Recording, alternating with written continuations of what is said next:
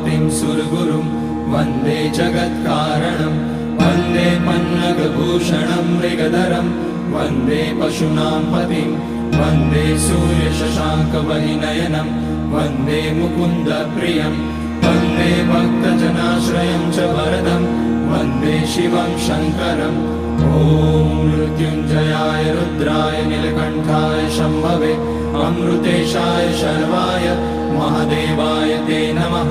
नमस्तेऽस्तु भगवन् विश्वेश्वराय महादेवाय त्र्यम्बकाय त्रिपुरान्तकाय त्रिकाग्निकालाय कालाग्निरुद्राय नीलकण्ठाय मृत्युञ्जयाय सर्वेश्वराय सदाशिवाय श्रीमान् महादेवाय नमः। ॐ नमः शम्भवाय च मयोभवाय च नमः शङ्कराय।